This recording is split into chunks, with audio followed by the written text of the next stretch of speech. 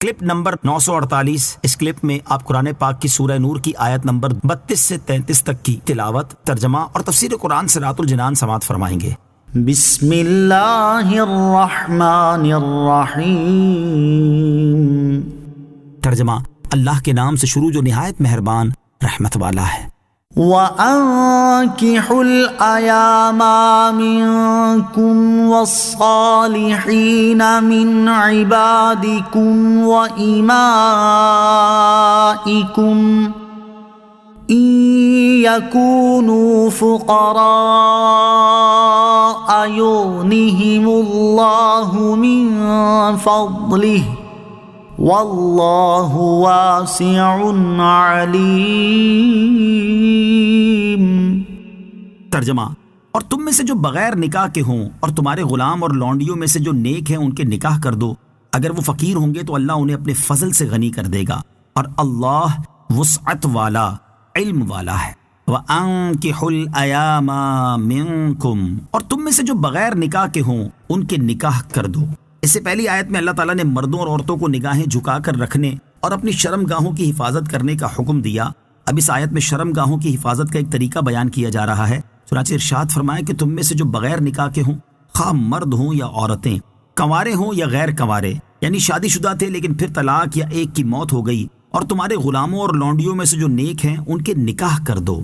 نکاح کرنے کا شرعی حکم، نکاح کرنے کا شرعی حکم یہ ہے کہ اعتدال کی حالت میں، یعنی نہ شہوت کا زیادہ غلبہ ہو اور نہ مرد بھی نہ ہو، مہر اور نان نفقہ پر قدرت رکھتا ہو تو نکاح سنت مؤکدہ ہے۔ زنا میں پڑنے کا اندیشہ ہے اور زوجیت کے حقوق پورے کرنے پر قادر ہے تو واجب، اور اگر زنا میں پڑنے کا یقین ہو تو نکاح کرنا فرض ہے۔ زوجیت کے حقوق پورے نہ کر سکنے کا اندیشہ ہو تو نکاح مکروہ، اور حقوق پورے نہ کر سکنے کا یقین ہو تو حرام ہے۔ نوٹ: نکاح سے متعلق مسائل کی مزید معلومات کے لیے بہار شریعت جلد 2 سے حصہ 7 کا مطالعہ فرمائیں۔ ان یکونوا فقراء، اگر وہ فقیر ہوں گے، ارشاد فرمایا کہ اگر نکاح کرنے والے فقیر ہوں گے تو اللہ تعالیٰ انہیں اپنے فضل سے غنی کر دے گا۔ اس غنا کے بارے میں مفسرین کے چند قول ہیں۔ نمبر 1، اس غنا سے مراد قناعت ہے۔ نمبر 2، اس سے مراد کفایت ہے کہ ایک کا کھانا 2 کے لیے کافی ہو جائے، جیسا کہ حضرت جابر بن عبداللہ رضی اللہ تعالی عنہ سے روایت ہے، رسول اللہ صلی اللہ تعالی علیہ وآلہ وسلم نے ارشاد فرمایا،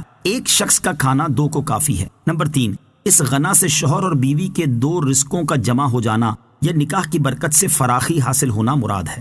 وَلْيَسْتَعْفِفِ الَّذِينَ لَا يَجِدُونَ نِكَاحًا حَتَّى يُغْنِيَهُمُ اللَّهُ مِنْ فَضْلِهِ وَالَّذِينَ يَبْتَغُونَ الْكِتَابَ مِمَّا مَلَكَتْ أَيْمَانُكُمْ فَكَاتِبُوهُمْ إِنْ عَلِمْتُمْ فِيهِمْ خَيْرًا وَآتُوهُمْ مِمَّا لِلَّهِ الَّذِي آتَاكُمْ وَلَا تُكْرِهُوا فَتَيَاتِكُمْ عَلَى الْبِغَاءِ إِنْ أَرَدْنَ تَحَصُّنًا لِتَبْتَغُوا عَرَضَ الْحَيَاةِ الدُّنْيَا وَمَنْ يُكْرِههُنَّ فَإِنَّ اللَّهَ مِنْ بَعْدِ إِكْرَاهِهِنَّ غَفُورٌ رَحِيمٌ۔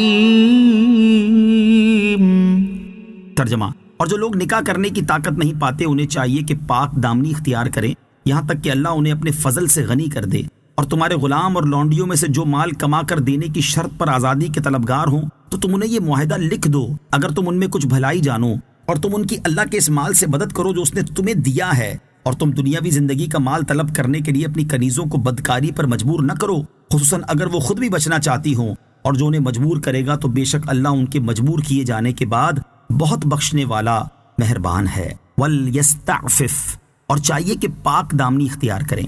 اس آیت میں ان لوگوں کا حکم بیان کیا جا رہا ہے جو نکاح کرنے کی استطاعت نہیں رکھتے۔ چنانچہ ارشاد فرمایا کہ جو لوگ مہر اور نان نفقہ میسر نہ ہونے کی وجہ سے نکاح کرنے کی استطاعت نہیں رکھتے تو انہیں چاہیے کہ حرام کاری سے بچے رہیں یہاں تک کہ اللہ تعالیٰ انہیں اپنے فضل سے مالدار کر دے اور وہ مہر و نان و نفقہ ادا کرنے کے قابل